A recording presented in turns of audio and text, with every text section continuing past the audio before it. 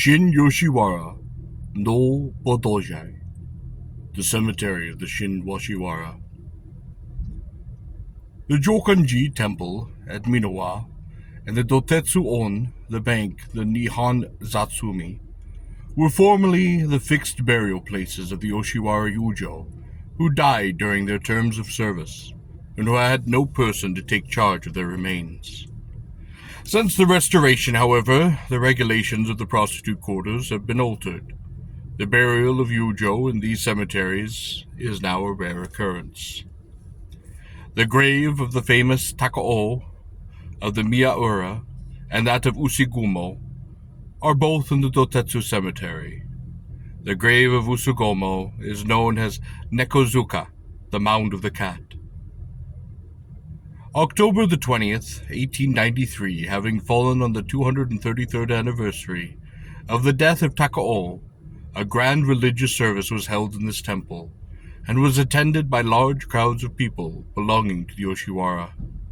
On the grave of Takao is written, "Alas, poor maple leaves, which are crushed and scattered by the cold winds." Karataku no Koto, the temporary prostitute quarter. The Karitaku means the establishment of a temporary place for carrying upon business when the Yoshiwara is completely destroyed by fire. When such a disaster occurs, the brothel keepers apply to the authorities for a permit to establish a Karitaku, and their application is said to be granted forthwith, even in case of only a partial destruction of the quarter by fire. The Yoshiwara has been enjoyed comparatively immunity from fire for quite a long period. But as late as 1862, on May the 29th, more than half of the brothels in the quarter were burnt to the ground, and a Karitaku was established in the neighborhood of Fukagawa. During the time that the business is carried on in a temporary quarter, rules and usages are not adhered to very strictly by the brothels, and sometimes under the pretext of aiming at simplicity, even tea houses are allowed to carry on the profession of brothel keeping. Under these circumstances, more money flows into the pockets of the brothel keeper than in ordinary times, and the trade usually becomes brisker than previously, owing to a larger number of guests being attracted by the novelty of the altered conditions. When, therefore, the Yoshiwara is not prosperous and trade is dull, the brothel keepers not unnaturally wish for the establishment of a Karitaku. In the second year of Kyo, 1866, when the Karitaku was established at Monzancho, Fukagawa, an application was forwarded to the authorities by a certain brothel keeper, offering the payment of 10,000 ryo per annum if they would give permission to leave the temporary quarter there permanently. The application was rejected. The Karitaku practice originated in the third year of the Miyeki era, 1657, when the brothels of Fukicho were swept out of existence by the memorial conflagration of that year, and pending removal to the Yoshiwara, temporary brothels were established at Imado, Sanya, and Yamanoshiku by means of renting ordinary homes. After that time, whenever the Yoshiwara was destroyed by fire, a temporary quarter was established for from 200 to 300 days, either at Ragoku, Nadazu, Takanawa, Fukagawa, Asakusa, Namiki, Hanakado, or etc. The temporary brothels established in the second year of Kokawa, 1845, were scattered here and there in 20 different streets. In Yamakawa-cho, Tamichi, Itochomi, Tamichi, Nichomi, Sanyamachi, Asukasumachi, Shintokoyamachi, Ichomi, Shintokoyimachi, Nichomi, Shintoikiyomiyachi, Sanchomi, in front of the Hachiman Anyada in the Honjo district.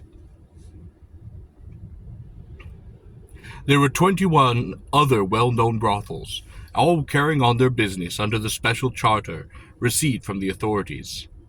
The official instructions issued at the time of the establishment of temporary brothels were not uniform by any means, as they were drawn up to suit the special circumstances. but an idea of such notifications may be gained by perusing the following transcript of one issued in the 6th year of Kwanzaa, 1794. Owing to the destruction by fire of the Yoshiwara, the carrying on of the profession in temporary houses is hereby allowed, provided that the keepers strictly conform to the following conditions. The clothes worn by the Yūjo shall not be such as to be strikingly attractive. No Yūjo or Komoro is to be allowed outside of the houses. This applies even to being outside the houses to which they may actually belong. Even inside the houses they shall not be permitted to appear in the front second story or in the windows in such a manner as to attract passerby. So long as the business is carried on outside of the regular quarter, everything shall be done in a quiet and unobtrusive manner. No such displays as are allowed in the Yoshiwara shall be attempted nor permitted. The following description of a karataku is given in the Yedo Honjoki, the records of the prosperity of Yedo. A temporary brothel has, as a rule, very limited accommodation, its capacity being only about 1/10 of that of the proper permanent building in the Yoshiwara, while the influx of guests is 10 times larger than usual. Under such circumstances, the beds of several guests are packed into one room and simply divided off by means of screens. This kind of sleeping accommodation is called a waridoko, or a divided bed. The beds are so arranged that sometimes one's feet are in juxtaposition with another person's head, and vice versa. Inside the screens may be heard the voice of a Yūjo, chattering to her guest, and flattering him with complimentary speeches such as, "Ever since our first meeting, my love for you has become an ardent passion. My whole soul yearns for your presence. There may be days when the raven will cease its cawing, but never a night when I fail to dream of you, my prince." Within the fortification of screens to the left, you can faintly hear a guest whispering to his Yūjo that if she loves him, he is willing to redeem her and take her away. In front, the guest would appear to be a student, as he is reciting some Chinese poems from the Procession.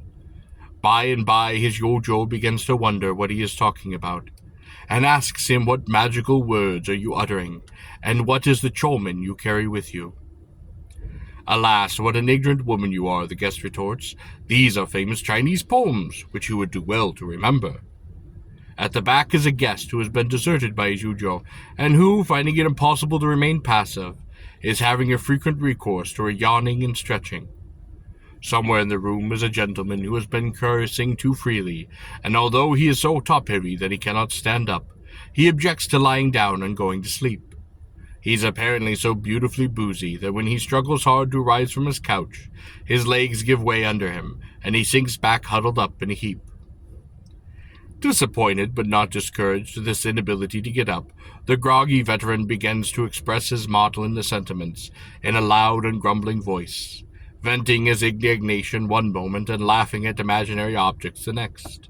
Shortly afterwards, he will endeavor to relieve the monotony of existence by starting to sing Kyrie, or fireman songs, in a shrill falsetto tone, with all the force his lungs are capable of, but every now and then breaking down and finishing off with an inarticulate mutter or a drunken gurgle. All of a sudden the lovely noise ceases, as his companion Yūjo, fearing that his continued bawling may disturb other guests, tries to gag the singing inebriate, persuading him to lie down quietly and go to sleep. She covers him over with the bedclothes, and thus extinguishes him for the balance of the night. Now one guest who has been sound asleep under the influence of liquor suddenly wakes up and starts off to obey the calls of nature. But in the semi-darkness he comes into contact with a wall of screens surrounding him. He gropes around in order to find an outlet, but failing, owing to his muddled condition, to discover his geographical position, he commences to angrily demand the reason of his supposed imprisonment, and to threaten that if he not instantly released, he will smash everything in the house. No reply being forthwith, the poor valiant young man kicks out savagely upon the screens, knocking them down on top of the sleeping beauties within, and rudely dispersing their pleasant dreams. Then, giving way to a paroxysm of maniacal rage, he makes a furious attack upon the remaining screens, throwing them round and down in every direction, thus disclosing some very interesting sights, in various parts of the room. This proves too much for the nerves of the other guests. A general stampede ensures, and the whole position being accentuated by hysterical cries of Yūjo and the shouts of fire. From this description, it is evident that ordinary houses temporarily transformed into brothels must have been interesting places to visit, especially when crowded with guests, and that many comical and amusing scenes must have been enacted within their walls. It is just because the Karitako presented so many novel and funny features that the persons were tempted to go crowding into them. Dochu no koto, oyobi suki dashi no koto. The procession of Yūjo and the first appearance of the recruits in the Yoshiwara. The procession, or promenade, of Yūjo has been considered, as per excellence, the most splendid spectacle and important ceremony of the Yoshiwara. Once in the early years of Meiji, and once again in 1887, when the cherry blossoms were in full bloom, this wonderful procession took place. But since then no attempt has been made to revive that time-honored custom. Even on the 2 occasions referred to, the affair was not carried out in strict accordance with the ancient style, but in a far simpler fashion. The best account of this procession of Yūjo ever written is given in Mr. Henry Norman's The Real Japan, and it is therefore quoted here. The most extraordinary spectacle of the Yoshiwara takes place for a few afternoons at 5 o'clock 3 times a year, when the flowers in the long street gardens are changed.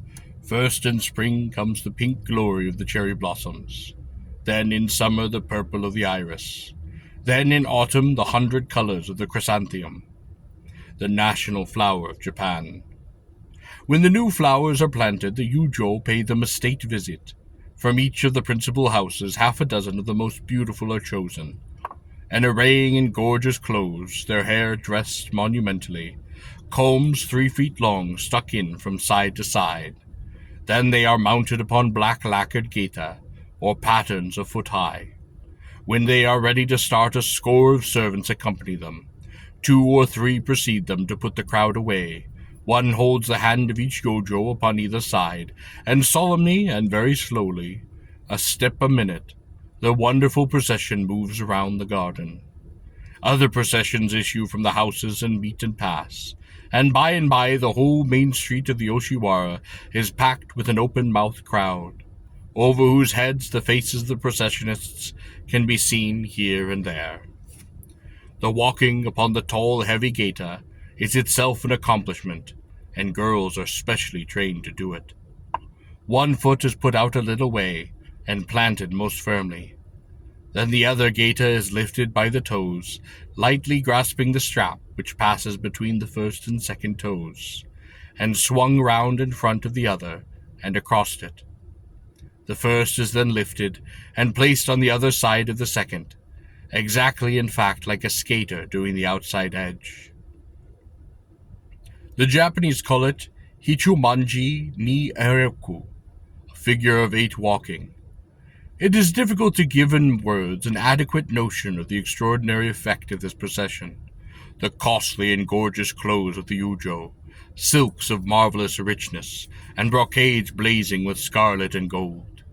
The exaggerated bow of her obai, tied in front. The courtesan is compelled by law to distinguish herself in this way. Their pyramidal coiffure, the face as white as snow, the eyelashes black, the lips vermilion, and even the toenails stained a pink. The men servants respectfully holding the tips of her fingers on each side, and giving as much heed to every step as an acolyte might give to an aged pope. Her several women servants walking solemnly behind, a footman pushing back the crowd, and another removing every twig or dead leaf from her path. Her slow and painful hachimonji, her stony gaze straight before her, half contemptuous, half timid. The dense and silent crowd, the religious aspect of the vicious ceremony, all these go to make a spectacle apart from anything one has ever seen. An event outside all one's standard of comparison, a reminiscence of phallic ceremonial, a perceptance of Parapus. In the Yoshiwara Taisen, the complete book of the Yoshiwara, reference is made to the effect that the term dochu, or journey traveling, meant the going out of a prostitute to an agiya, or to promenade upon the Nokono-cho. It is used in the sense of traveling to a distant part of the country because, for instance, when a Yūjo of Yedo-cho start to go out to Kiyomachi, she was supposed to be going on a journey. It requires some consideration training to enable a Yūjo to make a docho, as it is most difficult thing to lift the lower portion of her clothes in such a manner as to remove with grace and dignity. Though there are no egya to be found at present, the custom is still preserved, and the appearance of Yūjo in the Nakano-cho is called the docho. In the days when there were agiya in Yoshiwara, it was the custom for a Teo to go out to the agiya to which she was called to meet her guest, and on these occasions she was escorted by her shinzo, yaraite, kamuro, and yakimono. With reverence to this subject, the Doboko Yen says that in the Moto Yoshiwara, prior to its removal to the present site, Yūjo used to be carried to agiya upon the backs of servants when it rained. These men servants, called the rukushaku, by placing their hands behind their backs, made a seat, by means of their palms, on which the tayo sat, or rather knelt, carefully wrapping her underwear around her feet, and leaving her outside dress hanging loosely down.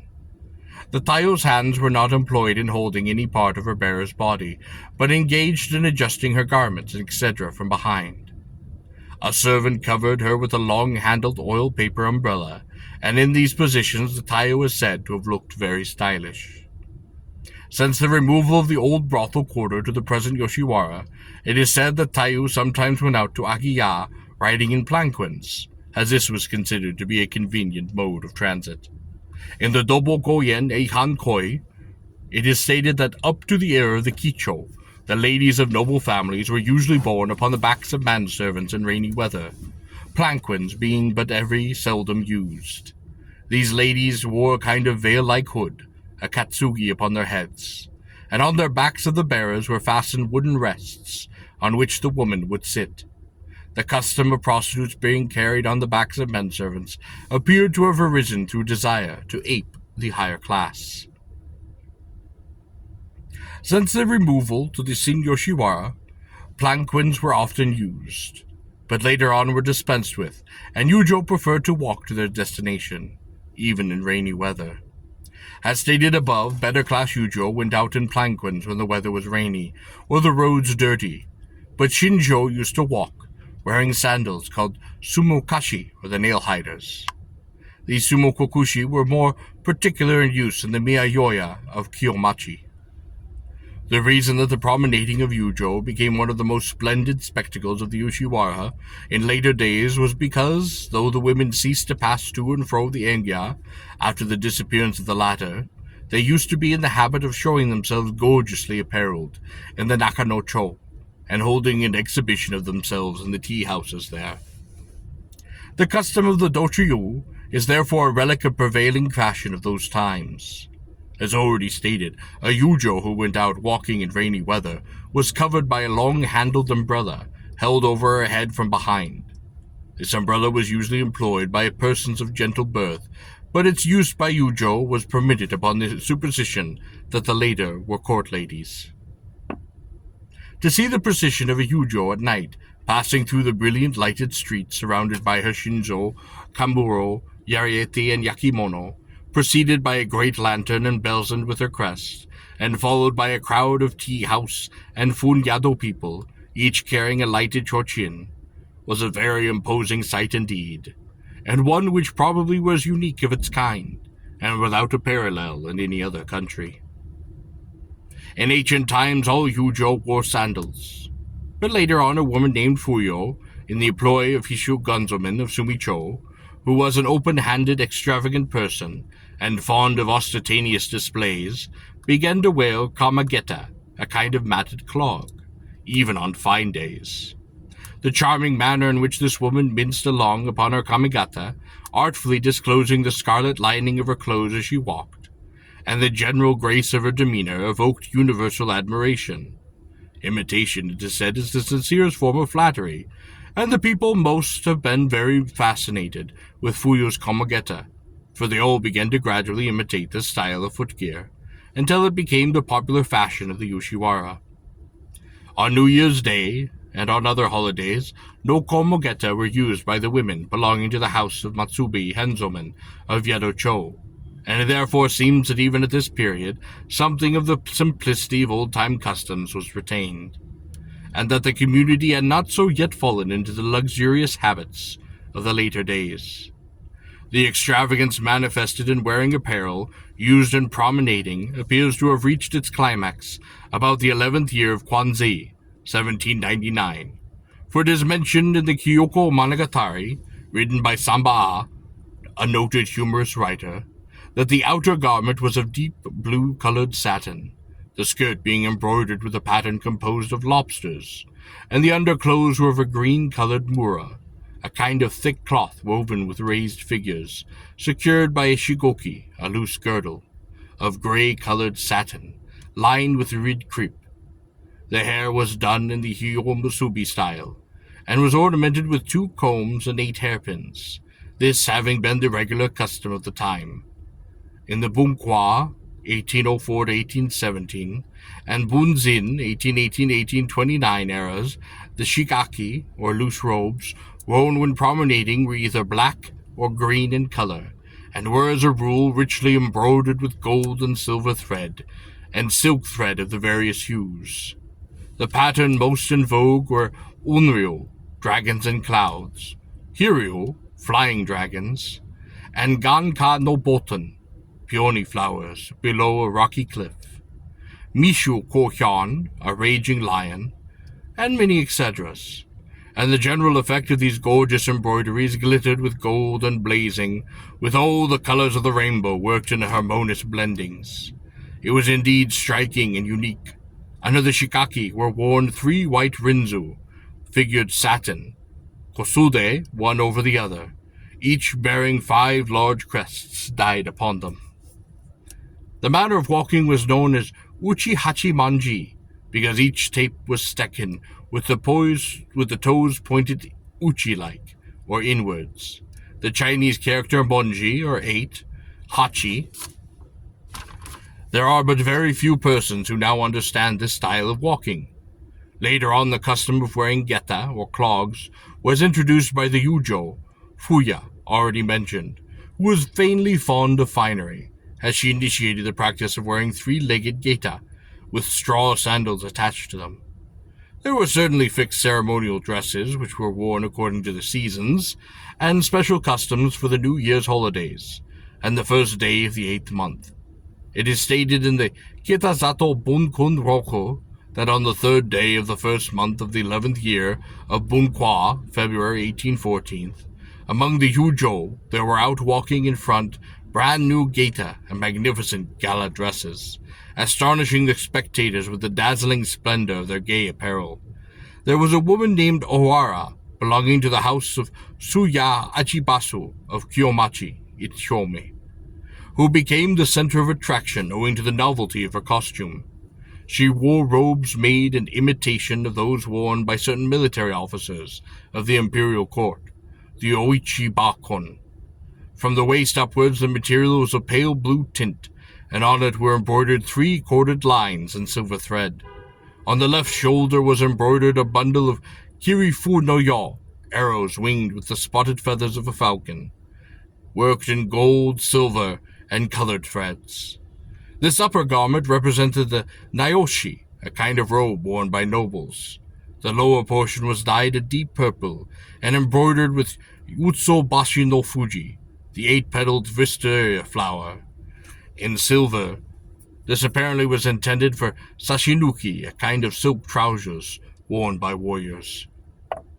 Her obai, or girdle, was of crimson, worked with elaborate embroideries in gold, silver, and colored threads, and her hair was done in the Kawara Osofune style. The whole get-up was that of a court warrior, and it is said that the idea of dressing herself in this manner occurred to Ariwara owing to her family name being similar to that of the noted warrior and poet of ancient day, Oiwara Nahiri Osan. This instance of the extravagant nature of a Yūjo's dress in those days is merely given to illustrate the quaint customs adopted, and the lavish manner of which the women spent their money on their endeavors to show themselves off in novel and most habiliments. It is curious that notwithstanding the magnificence of the costume the Yūjo ceased to wear, the tabi, or socks, in the Kwanzi, 1789 to 1800, and Bunkwa, 1804 to 1817 eras, although they had worn them prior to the Tenna era, 1681 to 1683. In ancient times, the tabi were of leather and stained purple. When an Anijuro, or elder sister harlot, initiated her Imoto Juro, or younger sister harlot, allowed her to appear in the mise for the first time. The act of this furthering the interests of the young woman was called Tsukidashi, to push out and to push forward. It was the bounden duty of an Anijuro to arrange everything connected with the Tsukikashi ceremony at the request of the brothel keeper. This act of duty was known as Oyaku. The Tsukidashi proper lasted for a week, and during that time the debutante, accompanied by her Anijuro, used to promenade the streets of the Yoshiwara by way of introduction, and the same manner as if she were performing a regular dochu. Every day, both the debutante and the Anijuro appeared in different costumes. The hair of the Anijuro was done either in the Hyugo, Osifune, Sakigami, or Shimada styles, but the coiffure of the debutante was invariably made in the Shimada style. Since the advent of the Meiji era, this custom has disappeared, but according to the narrative of a person who once saw such a ceremony, the debutante wore yellow clothes, and the clothes of her retainer of Yarete, Komoro, and Wakakemono were all of a similar hue. During the week of introduction, the newcomer was engaged by her fellow Yūjo in turn, and the latter presents were made by the way of reciprocity. The expenditure involved in connection with the appearance of the new Yūjo was roughly estimated at from 300 to 500 ryo.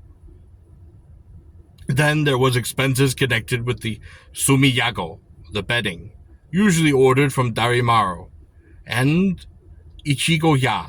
Of course, in all these matters there were wheels within wheels, and although the Tsukidashi experience were nominally betrayed or defayed by the Anijuro, as a matter of fact, the latter trapped the pockets of her guests to meet the kill. Generally, an Anijuro would have a number of admirers who would well afford to be generous, such as officials of the government, the treasure godowns, wealthy sake merchants of Shinwaka, etc. And on these occasions, the astute lady would not fail to wheedle out of them all the cash that she needed. The classes of Yūjo were anciently participated in promenading with the Chusen and Yobidashi. And although the system of being too agiya, when called by guests, no longer existed, the women continued to walk in the Nake no Cho after dusk, for the purpose of showing themselves to the spectators, and as a means of attracting guests. The procession was preceded by a couple of firemen, Tobi no Mono, carrying a kanabo, an iron staff fitted with rings, which they struck upon the ground as they walked, producing a sharp metallic jingle, and thus warning the crowds of the approach of the Oran. With them walked a wakimono, or a manservant, lighting the way with a big lantern dahari, on which was emblazoned the crest of the Yūjo. The Yūjo herself walked slowly along, escorted by two fushin, or furishodo shinzo, two kamura, one banshin, or hoban to shinzo, and 6 wakimono. They never returned the same way they went out, and it was a rule that when a procession walked upon the right side of the street on its way out, it should return upon the left side. While the procession moved, the proprietors of tea-houses came out of the front of their establishments, saluted the passing beauty, and urged her to sit down and rest there. But she would merely smile graciously and walk on, placidly smoking her handsome pipe all the while. Yūjo were formerly well trained in their special manner of walking upon promenade, and though they were very high clogs, accidents but rarely happened. To stumble was considered a most sad disgrace. And if a Yūjo accidentally tripped up in front of a tea house, the custom demanded that she should enter the establishment and entertain all the inmates at her own express. The sight of a lovely and bewitching Yūjo, clad in rich silk brocades, glittering with gold and polychromatic tints, of her wonderful pyramidal coiffure, ornamented with numerous tortoiseshell and coral, hairpins so closely thrust together as to suggest a halo of light encircling her head, and her stately, graceful movements as she swept slowly and majestically through the Naki no Cho. It must indeed have appeared magnificent and awe-inspiring to the uninitiated. Indeed, we are told by ancient writers that the specially fairly entranced the country folk, and robbed them of their very souls. And from such remarks, we may gather that these possessions of Yūjo were given by no means conducive to the elevation of the moral tone of the crowd of these persons, who flocked to see the Yoshiwara with gaping mouths and upturned eyes.